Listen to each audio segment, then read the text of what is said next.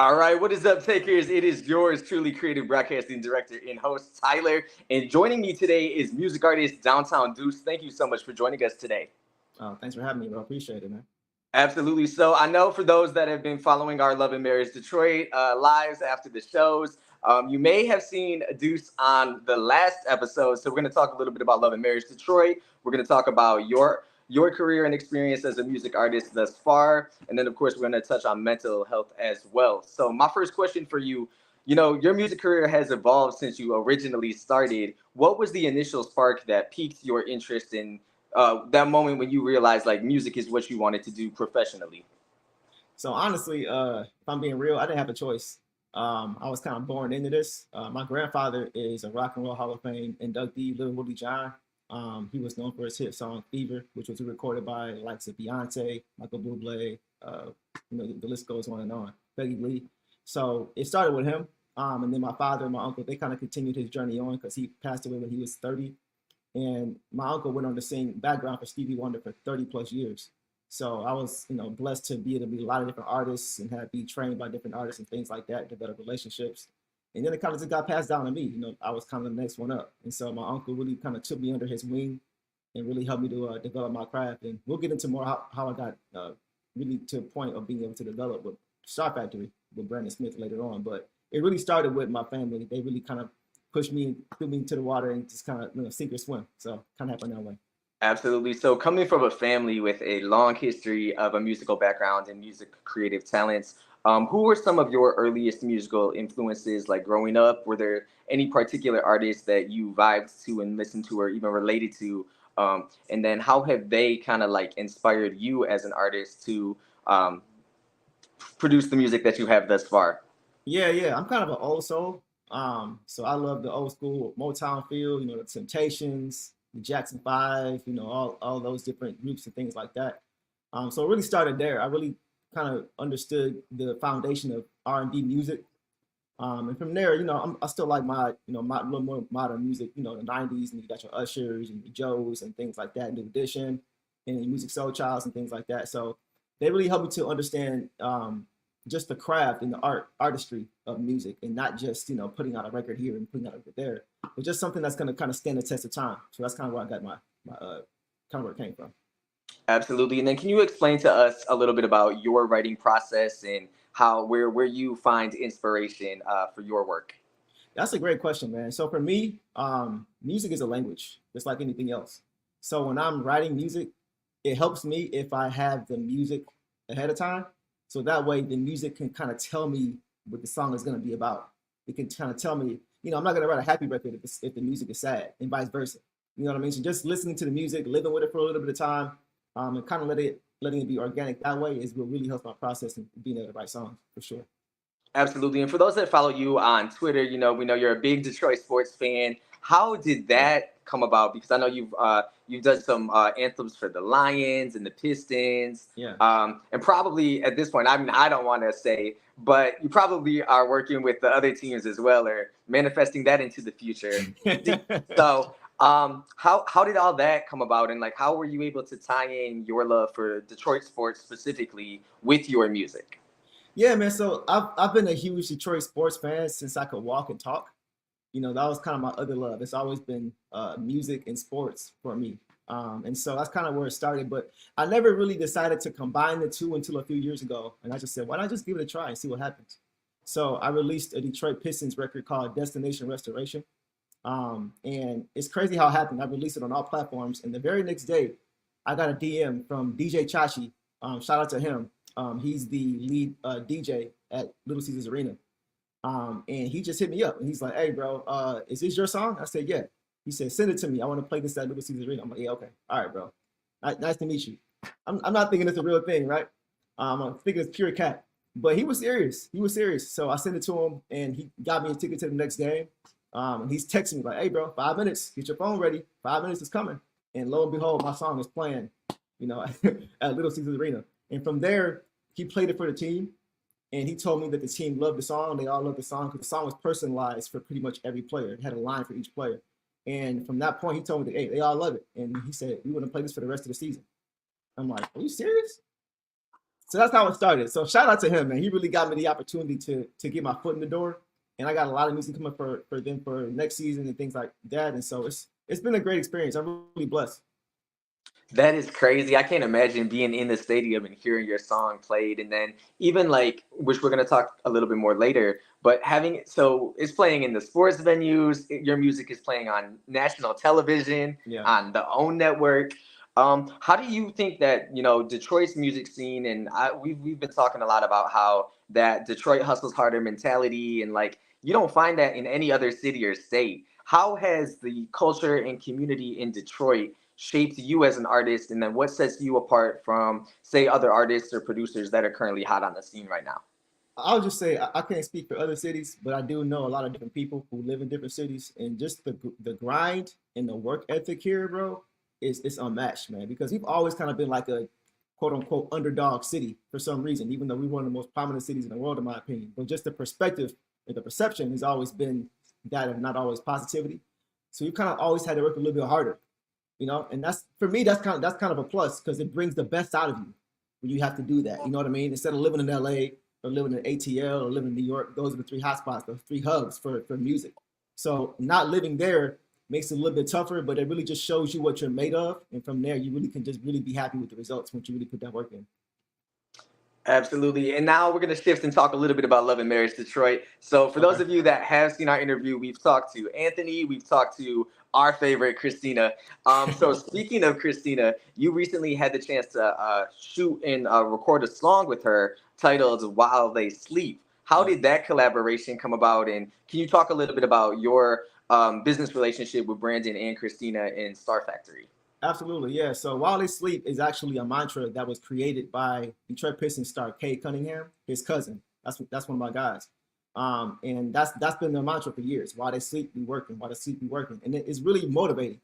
And so I said, you know what, I'm gonna show him some love on this next record. And so I also was talking to Kristina around that same time, and she was telling me she's trying to get back into her music career. So I thought it was a perfect opportunity to kind of merge, both worlds together. And so I let her hear the record. She loved it. Shout out to Amani Presley too, who does all my music. She loved Kristina loved the track.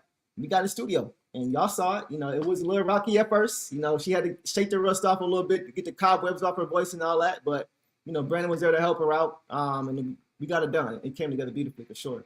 As far as my relationship with them, I've known Brandon for about 15 years. And that's my big brother, man. Like he's looked out for me tremendously in my career and just in life in general, just giving me advice and things like that. He's always been in my corner. So I have many loyalties to him because of that. And yeah, that's really how it started, man. Just, it's really cool because I really view him as a brother and I view them as family. Even my wife Shannon and Kristina, they're very close, and our kids, and me and Brandon make music together at Star Factory. So very, very close to them. I'm very, very close to their family for sure. Absolutely. So, what was that experience like? Because I know studio sessions are extremely long, and I know so Yeah. they narrowed it down, so we only got to see that small interaction. But has there been any additional like support and people listening or reaching out to you since that scene? Because I know you already have a very strong following prior to anything Love and Marriage Detroit related. Yeah. I've had a few viewers of the show, supporters of the show, actually reach out for some opportunities, and I think that's a great thing because, especially for Brandon, I think that's a great thing because in season one of the show, the only time you see them in the studio is having conversations about other things, right? So, and a lot of people are like, "Does he even do music? Is he just capping?" We haven't seen anything. So it was just. Oh, hold on one second. I think I lost my camera. Let me get it right back. Hold on. All right, let me just do it this way. So I think the thing about that was it was good to just see him in the lab. Just really, I do this. He really does do this, and so it was cool to see that validation for him because he's been at this for 20 plus years. You know what I'm saying? And so for people to question him, I'm like, bro, come on, man, don't do that. So it was cool for him to actually be validated in that sense with his wife and with myself in the studio and just putting out some fire hits. Absolutely. So I'm not sure if you can even speak or share with us, but do we have more of your music being featured on reality TV to come? Is that in the works, or is that on lock right now? It's very, very, it's a definite possibility. I'm not really at least to speak about it right now, but you can definitely look for some things in the future from your boy for sure. Absolutely. So now I want to talk a little bit about mental health. We talk about a lot of different mental health issues and matters on our platform. As an artist, mental health, especially now, is such an important conversation to have in today's world and society. Yeah. As an artist and public figure, how do you manage the pressure of creating, performing, and then staying visible while also maintaining your mental health and well-being? It's a balance, man. I mean, and you never really perfectly balance it. You kind of just do the best you can because a lot of these things that we're dealing with in life we haven't experienced before. So it's crash course for everybody, regardless of what it is that you're doing. And for me, I'm such a workaholic, bro, that sometimes, not even sometimes, oftentimes I'm burning the candle on both ends and I'm burning out a little bit. And I got to kind of just sit myself down. You know what I mean? Just get some rest or just kind of relax, refresh, spend time with my wife, spend time with my two sons, who are everything to me. So that's really what it is, bro. Just trying to find that balance, and you never really find it. That's the key. I think sometimes people get too hard on themselves because they feel like they're not doing enough or they're not taking care of themselves enough. Most people are not doing that to the level they want to do anyway. So I think the standard that you said is just the one that you try to reach. And for me personally, bro, it's really just pacing myself and knowing that tomorrow's another day. We understand tomorrow's not promised to anybody. But if you try to get everything in one day, you're not going to be any good to anybody tomorrow, So really just trying to maintain that balance. And my wife, she really helps me to kind of slow down a little bit when I'm going too fast and kind of just keep things in perspective for sure. Absolutely. And then for other creatives that may be struggling with their mental health or just trying to, like, for new music artists out there that are watching that may be a little hesitant or they're having a hard time finding themselves, whether it comes to creating music or even just expressing themselves or Right. branding even and marketing. What advice would you give to those people out there that may be watching? So as far as that, as far as building your brand, just get used to hearing no. Get used to hearing no and get used to getting left on red. It happens all the time. Like it's happened to me. It still happens to me at times. When you reach out to a company for a deal or you reach out to somebody to try to partner with them, it may take them a long time to get back to you. You might not hear back from them, immediately and things like that. You may just hear no, and that's how it is sometimes. That's anything in life. You're gonna get shut down. Like the old saying goes, you miss 100% of the shots you don't take. So you got to go in being prepared to hear the no. Don't expect the no, but be prepared to hear it so that way you're not so let down, and that's gonna slow down your momentum for the next opportunity. So it's always gonna be another opportunity. It's always gonna be, if as long as you keep working, put in the work, keep your head down, there's gonna be opportunities there for you. Don't expect all of them to be yes, regardless of how talented you think it may be, regardless of how hard you may work. People will not always see your value initially. It may be they got to come back around later when they see you've already been successful. You never know. So never burn bridges. Never get mad at people. Never say, oh, forget them. They don't understand how good I. No, don't do that. Just continue to move forward and just make a note of it and then come back to it later. That'll allow you to really continue to push forward because you'll stay busy. And then you won't allow yourself to dwell on those negative things. And that's kind of what I had to do myself because I was like, bro, what in the beginning, I'm like, what's up, man? How come I can't break in?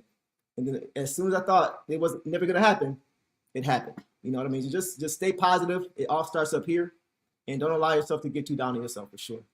Absolutely. I'm a big believer in like the secret and manifesting your dreams and goals. Yeah, And I think it's all about divine timing because, like you said, be prepared because those no's are going to come, whether absolutely. it's, wanting to collab with an artist or wanting to, work with a business or company, like even like booking interviews or, whatever Mm, career your path you have chose to live with, there's going to be those no's. And then to me, it just means that it's like you said, it's not your time, but that time's still coming. 100%, 100%, bro. Hit that on the head. All right, so I have to ask, what is next for you? Whether it's music, collaborations. I know we hinted maybe some more of your work featured on national TV, but do you have any current projects for the remainder of this year and early into next year? Yeah, I've got a few projects I'm working on right now for the Detroit Pistons for this coming season, which starts this coming Wednesday, regular season. Yeah, so I'm working on a few projects. I've been in contact with DJ Chachi, my guy who got me in the door with Detroit. I'm working on some things with the Detroit Lions as well.